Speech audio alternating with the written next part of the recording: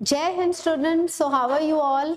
आज जो हमारा सेशन है वो prepositions के ऊपर बेस्ड है। I have picked a few important questions on prepositions, fill in the blanks form में होंगे। So what I will do is I will discuss those questions with you, और डिस्कस करते हुए ही मैं आपको उनसे रिलेटेड जो भी रूल है या पर्टिकुलर पॉइंट आपने ध्यान रखना है, I will explain it to you. अब ये जो क्वेश्चंस हैं ये एनडीए एग्जाम, सीडीएस एग्जाम या किसी भी कॉम्पिटिटिव एग्जाम के लिए बहुत इंपॉर्टेंट है, और स्पेशली 24 जुलाई को जो अब एग्जाम आ रहा है, अग्निवीर एग्जाम। सो जो स्टूडेंट्स इस एग्जाम के लिए अपेयर कर रहे हैं उनके लिए बहुत इंपॉर्टेंट सेगमेंट है ये। इनफैक्ट अब जो सेगमेंट हम स्टार्ट कर रहे हैं, every day the recordings, the series which will be putting in, वो सब 24 जुलाई के एग्जाम को टारगेट करते हुए हमने रखा हुआ है। प्लस ग्रामर वही रहती है चाहे कोई भी कॉम्पिटिटिव लेवल का एग्जाम हो। सो ये इन्फॉर्मेशन सब स्टूडेंट्स के लिए यूजफुल है। नाउ प्रेपोजिशंस होते क्या हैं, let me brief you just in case अगर आपको नहीं पता है। प्रेपोजिशन वो वर्ड होता है जो किसी भी नाउन की हमें पोजीशन बताता है। अगर मैंने कहा he is sitting on the chair, यहाँ ऑन क्या है, प्रेपोजिशन, क्योंकि ऑन हमें ही की पोजीशन बता रहा है चेयर के रेफरेंस में, ऊपर है, नीचे है, लेफ्ट है, राइट है।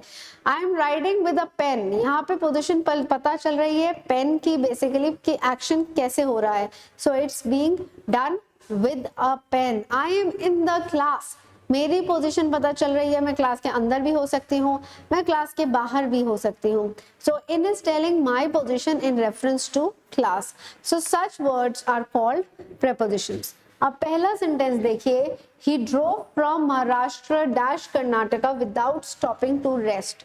जब भी हम कहीं जाते हैं, बेसिकली डेस्टिनेशन को डिफाइन करने के लिए, किसी भी डेस्टिनेशन को डिफाइन करने के लिए हम टू प्रेपोजिशन का यूज करते हैं। तो यहाँ पे करेक्ट आंसर होगा two. He drove from Maharashtra to Karnataka. I am going to college, so basically go के बाद भी टू लगता है। अगर आप एक डेस्टिनेशन मेंशन कर रहे हो, चाहे वो कॉमन हो या प्रॉपर नाउन हो, उससे फर्क नहीं पड़ता। सो कभी भी डेस्टिनेशन पे जाने आने की बात हो रही है, I am coming to school, I am coming to institute, so कहीं पर भी जाने आने की बात होती है तो हम टू प्रेपोजिशन का यूज करते हैं बिफोर डेस्टिनेशन। अब इसमें एक पॉइंट और ध्यान रखना है, फ्रॉम लिखा हुआ था, फ्रॉम के साथ हमेशा टू का यूज होता है। आई टीच फ्रॉम 11 टू 12, तो जहां फ्रॉम आ गया वहां पर टू ऑटोमेटिकली कनेक्ट होगा। तो यहाँ पे फ्रॉम था तो हमारा प्रेपोजिशन करेक्ट क्या हो गया, two. Let us move on to the next one.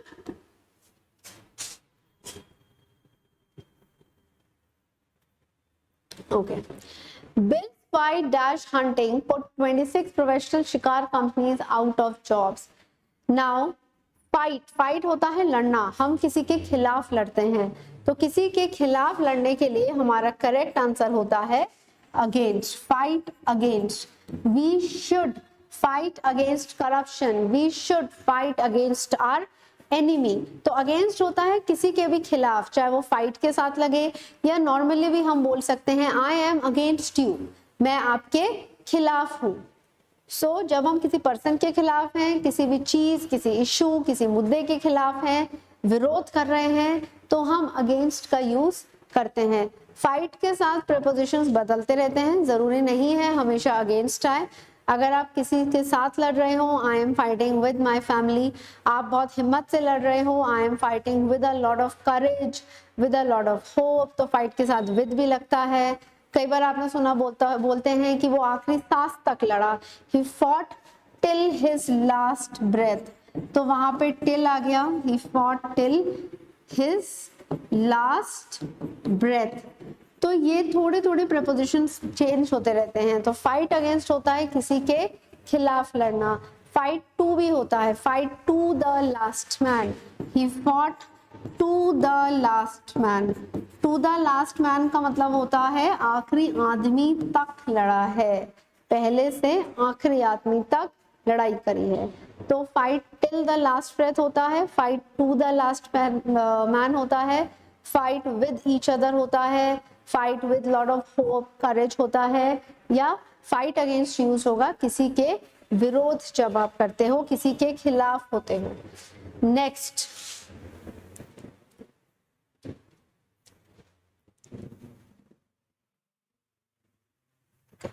The court absolved him dash all the charges levied against him. Absolve के बाद fixed preposition आता है of. कुछ पॉइंट्स हैं जो आपको ध्यान रखने हैं. Absolve के बाद of आता है.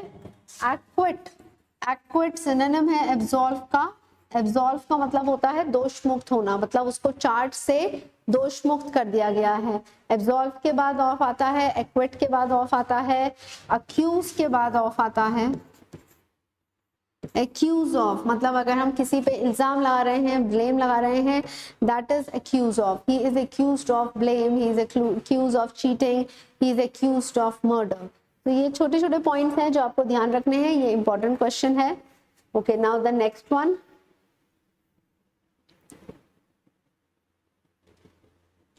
We made a lot of people dash our holidays.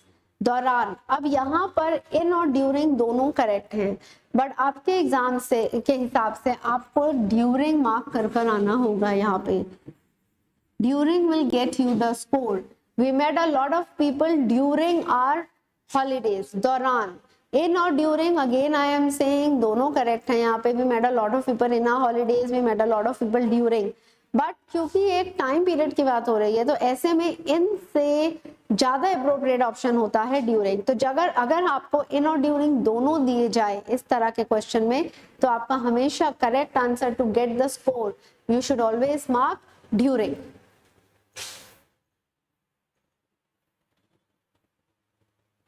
Okay. The firm has been dealing dash luxury goods for more than 2 decades. The firm has been dealing dash luxury goods. अब deal के साथ दो preposition आ सकते हैं. एक होता है deal in, एक होता है deal with. Deal with use होता है पीपल के लिए जब हम लोगों की बात करते हैं. I can not deal with you, मैं आपके साथ बिल्कुल आपको हैंडल ही नहीं कर सकती. या I deal with such people, I deal with a lot of customers every day. अगर मेरा कोई शॉप है, बिजनेस है, तो मेरा रोज का काम है बहुत कस्टमर्स से या क्लाइंट से मिलना, तो पीपल हैं तो deal with.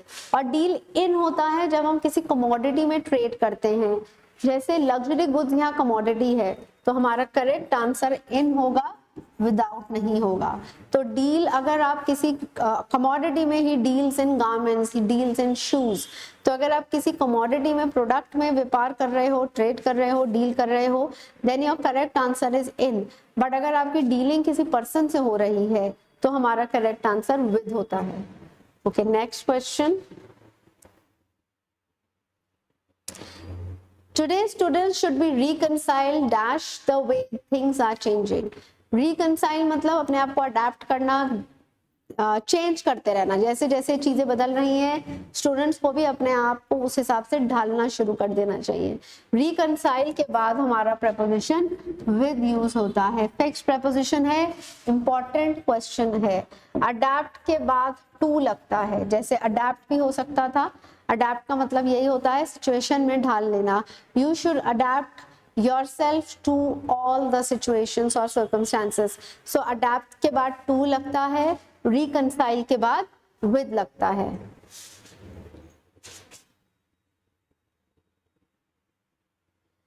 That week the dollar dropped dash its lowest level.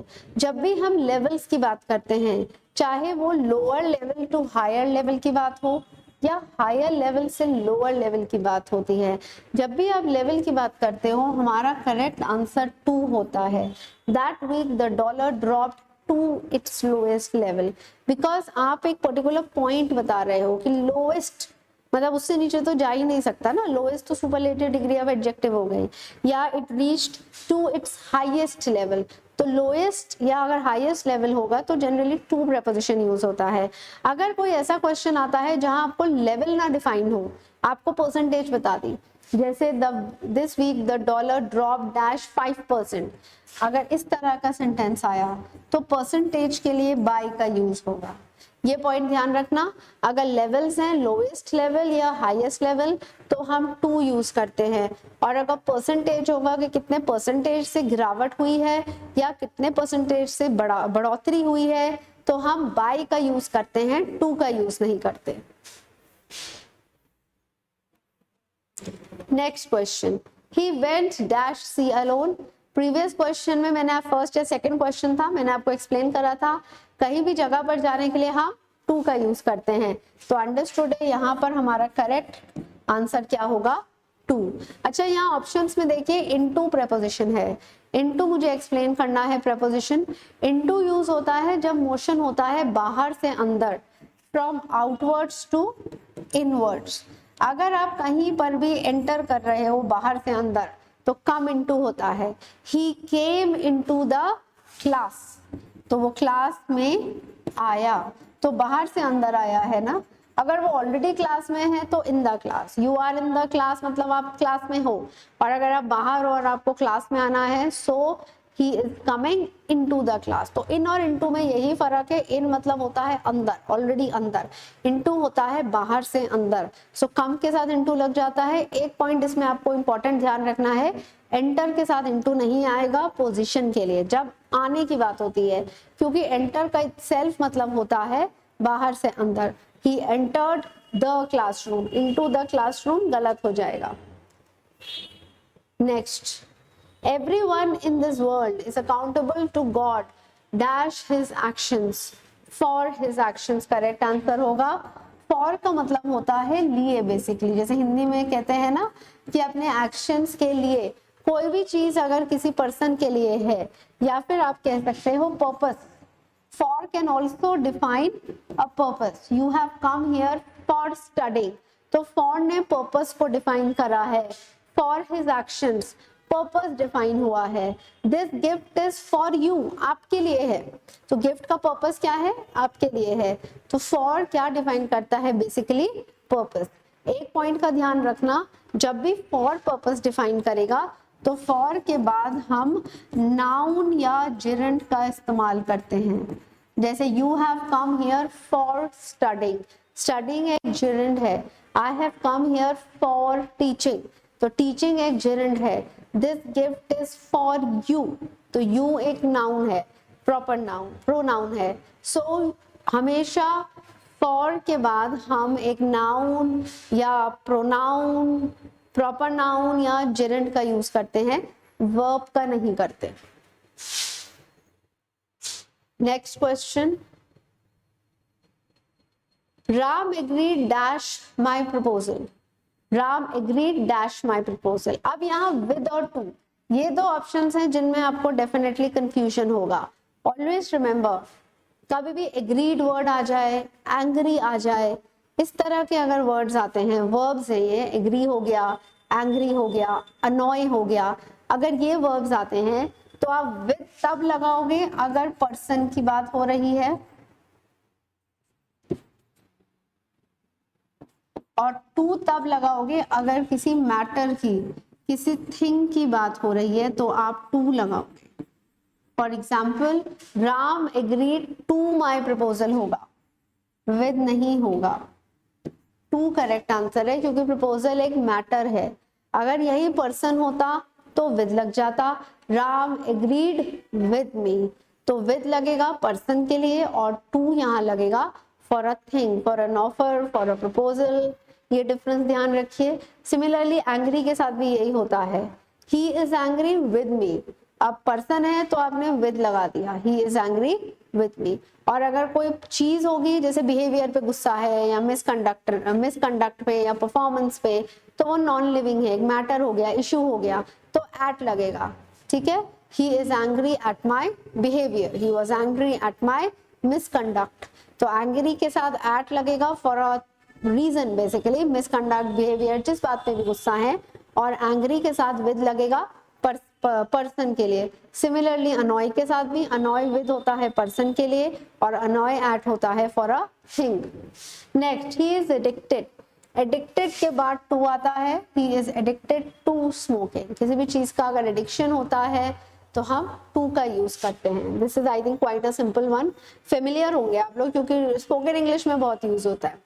He sat dash the shade of the tree. इस क्वेश्चन में अंडर और इन, ए और सी, इनमें कंफ्यूजन होगा स्टूडेंट्स को। अब देखिए, किसी भी चीज के directly, first let me explain, under कब यूज होता है, अगर हम किसी भी चीज के डायरेक्टली नीचे होते हैं। अगर हम किसी भी चीज के डायरेक्टली नीचे होते हैं तो हम अंडर का यूज करते हैं। अगर हम पेड़ के नीचे बैठे हैं, so we are sitting under the tree. Come under the umbrella, umbrella है, आप छाता तो डायरेक्टली हमारे सिर के ऊपर होगा ना जब हम उसको ओपन करेंगे, तो अंडरस्टूड हम डायरेक्टली उसके नीचे है, सो कम अंडर माय अम्ब्रेला होगा, बिलो माय अम्ब्रेला नहीं होगा, इन माय अम्ब्रेला नहीं होगा। सो किसी भी चीज के जब हम डायरेक्टली नीचे होते हैं, वर्टिकली नीचे होते हैं, तो हम अंडर का यूज करते हैं। अब इस सेंटेंस को पढ़िए, he sat dash the shade of the tree. Tree नहीं लिखा है, इंपॉर्टेंट लाइन क्या है, shade of a tree. Shade मतलब छाया, आप छाया के नीचे नहीं बैठोगे, आप छाया में बैठोगे। छाया पेड़ की जमीन पे पड़ेगी ना, तो आप उस छाया में बैठे हो, आप उस छाया के नीचे नहीं बैठे हो। तो यहाँ पर हमारा करेक्ट आंसर होगा in, he sat in the shade of the tree. तो ये पॉइंट्स ध्यान रखने हैं। अगर सेंटेंस आता है पेड़ के नीचे बैठे हो, so under, he is sitting under the tree. और अगर इस तरह का क्वेश्चन आ गया शेड ऑफ अ ट्री, तो इन आंसर होता है। ये बहुत particular typical kind of a question है, बिना पढ़े आंसर मत करना, एक बार ध्यान से पढ़ लेना एग्जामिनर ने लिखा क्या है। शेड ऑफ अ ट्री है तो इन, और अगर डायरेक्टली कह रहा है पोजीशन पेड़ के नीचे है तो under. There is something wonderful dash him, wonderful about him, बारे में। I have to talk to you about him, about them। तो about होता है किसी के बारे में, किसी चीज या पर्सन के बारे में जब हमें कुछ भी बात करना होता है तो हम about लगाते हैं। देखिए यहाँ पे वंडरफुल के बाद लग गया, टॉक के बाद लग सकता है I want to talk to you about him, तो टॉक के बाद अबाउट होगा। इसमें एक एक्सेप्शन आपको ध्यान रखना है, डिस्कस के बाद हम अबाउट का यूज नहीं करते। डिस्कस के बाद हम अबाउट का यूज नहीं करते, क्योंकि डिस्कस का मतलब ही होता है किसी चीज के बारे में बात करना। तो डिस्कस के बाद अगर आपने अबाउट लगा दिया, जो कि एरर क्वेश्चन में आ जा सकता है, तो वो गलत हो जाएगा। अगर मैंने कहा I am discussing about this matter, I am discussing about prepositions, तो वो गलत है। I am discussing this matter, I am discussing prepositions, ठीक है। So let's not discuss him, discuss about नहीं। तो याद रखिए डिस्कस के बाद हम अबाउट नहीं लगाते हैं। अगर डिस्कस के अलावा कोई और वर्ड है, जैसे वंडरफुल अबाउट हिम हो गया, talk to you about him हो गया, तो हम अबाउट का यूज कर सकते हैं। Next question, when will you hand dash your assignment.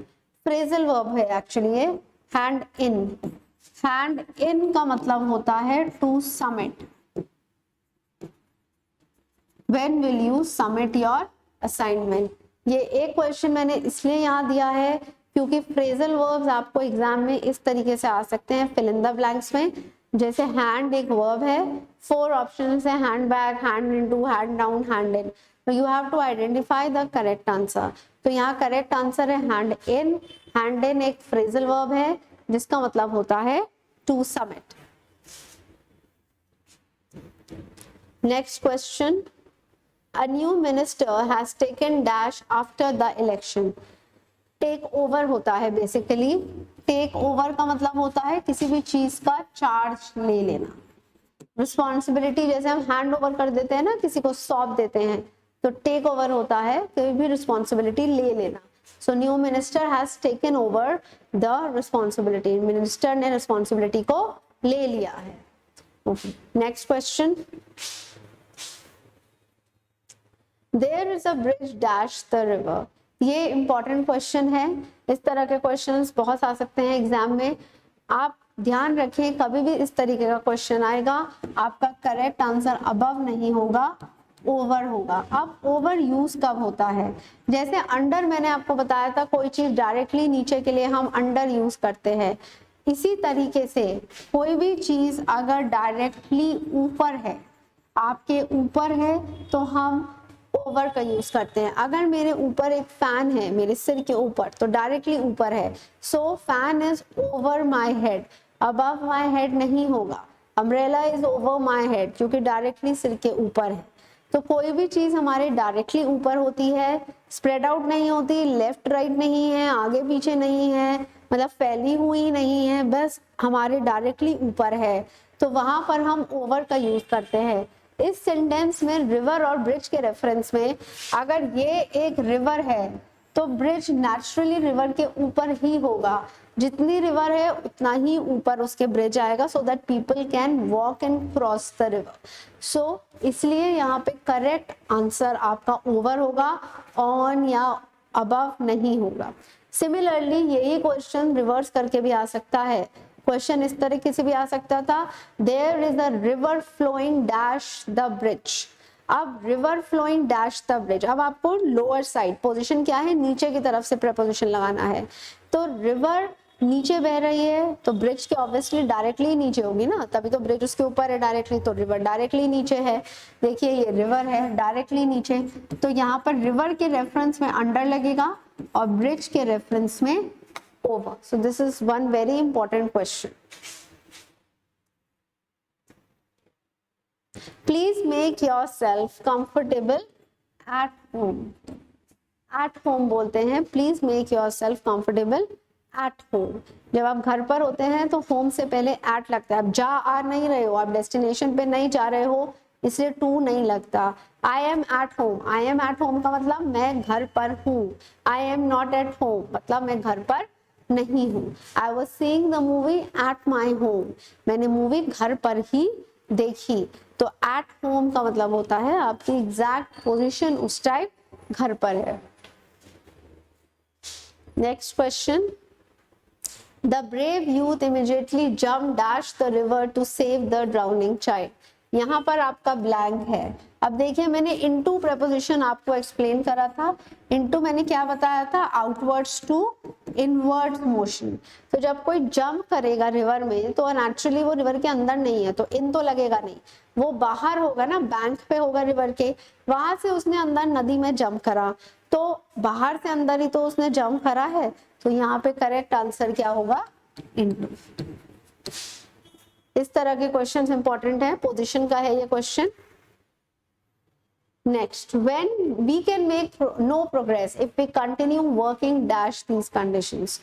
आप कंडीशंस के भीतर, कंडीशंस के नीचे वर्क कर रहे हो ना, ऐसे क्वेश्चंस में हमेशा करेक्ट आंसर अंडर होता है। जैसे बोलते हैं ना, we can never work under pressure. Under pressure हो गया, under developed, India is an under developed country, तो अंडर डेवलप्ड ऑपोजिट हो गया over developed. Under age, over as.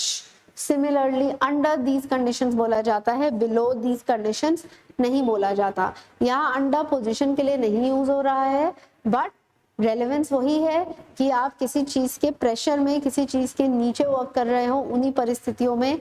तो यहाँ पे करेक्ट आंसर आपका बिलो या इन नहीं होगा, विच कैन कंफ्यूज यू। यहाँ करेक्ट आंसर होगा आपका under. Okay, next question, keep your dog dash the flower bed may damage the flowers off। keep off एक phrasal verb है, यहाँ पे हमारा करेक्ट आंसर है OFF। keep off का मतलब होता है डिस्टेंस रखना, बेसिकली दूर रखना, keep off। so keep off का मतलब होता है to keep somebody or something at a distance, या फिर वेदर के लिए भी यूज होता है। अगर आप चाहते हो बारिश है और डिले हो जाए तो हम keep off यूज कर सकते हैं। We have to go for a picnic, so we just hope that the rain keeps off, मतलब बारिश फिलहाल ना हो, पोस्टपोन हो जाए, बाद में हो, so the rain does not happen. तो कीप ऑफ का मतलब होता है डिस्टेंस पे रखना, दूरी पे रखना। OFF ये भी ध्यान रखिए आप, OFF इसी तरह यूज होता है, बंद करना, डिस्टेंस पे रखना। जैसे बोलते हैं ना स्विच ऑफ, लाइट या फैन कुछ भी इस तरीके से बंद करना हो तो स्विच ऑफ, खोलना हो तो स्विच ऑन। तो देखिए OFF ऑफ लगता है। तो OFF ऑफ जनरली यूज होता है किसी चीज को बंद करने के लिए, डिस्टेंस पे रखने के लिए। Next question, dash a moment she felt disappointed for no stockings hung from the fireplace. इसका करेक्ट आंसर होगा फॉर अ मोमेंट। अब देखिए फॉर अ मोमेंट भी होता है, एट द मोमेंट भी होता है और इन अ मोमेंट भी होता है, मैं आपको तीनों के डिफरेंस एक्सप्लेन कर सकती हूँ। फॉर होता है पीरियड ऑफ टाइम, तो मोमेंट मतलब एक क्षण, वो डेफिनेट नहीं है मोमेंट कितना लंबा है आपका, 1 मिनट का है या 4 सेकंड्स का है, कितनी देर का है, बट मोमेंट हमेशा एक शॉर्ट पीरियड ऑफ टाइम होता है, टेम्पररी मोमेंट, क्षण। सो फॉर अ मोमेंट होता है कुछ पल के लिए, कुछ देर के लिए, आपको कोई चीज आपने देखी, आप शॉक या सरप्राइज हो गए, so for a moment I was taken aback, for a moment I was shocked, या for a moment I was surprised. At preposition use होता है बेसिकली एग्जैक्ट पोजीशन के लिए। सो अगर मैंने कहा एट दैट मोमेंट मतलब एग्जैक्टली उसी समय पे, at that moment something happened, at that moment he came, she went, कुछ भी इस तरीके से, तो एट यूज होगा एग्जैक्ट के लिए। तो एट दैट मोमेंट होता है बिल्कुल उसी समय पे, फॉर अ मोमेंट होता है ड्यूरेशन, उस समय के दौरान, ठीक है। और इन अ मोमेंट भी होता है, इन अ मोमेंट या इन अ मिनट। जैसे अगर मैंने आपको कहा आई will be back in a minute, मतलब मैं 1 मिनट के अंदर अंदर आ जाऊंगी। इन यूज होता है अंदर, टाइम के लिए, जैसे I will come in time, मतलब टाइम से पहले, टाइम के अंदर अंदर, टाइम के भीतर। So I will be back in a moment, in a minute का मतलब होता है बस यूं गए और यूं आए, समय खत्म होने से पहले फटाफट टाइम पे वापस आना। So be back in a minute, be back in a moment. तो मोमेंट के साथ फॉर, एट, इन तीनों लग सकते हैं। That you have to identify कि आप कौन सा preposition लगा रहे हैं। Now these were some important prepositions that I have discussed today. Plus preposition समझा के साथ साथ ही मैंने आपको इनका एक्सप्लेनेशन भी दिया है और सिमिलर prepositions बताए हैं जो आपको कंफ्यूज कर सकते हैं। नेक्स्ट सेशन में I will be continuing these prepositions with you. इसी तरीके के और भी फिल इन द ब्लैंक्स के क्वेश्चंस हम करेंगे discuss. Please go through this session carefully. If you have any doubt आप कमेंट सेक्शन में या क्लास में अपना डाउट पूछ सकते हैं। I am sure this is going to help you. Thank you very much and Jai Hind.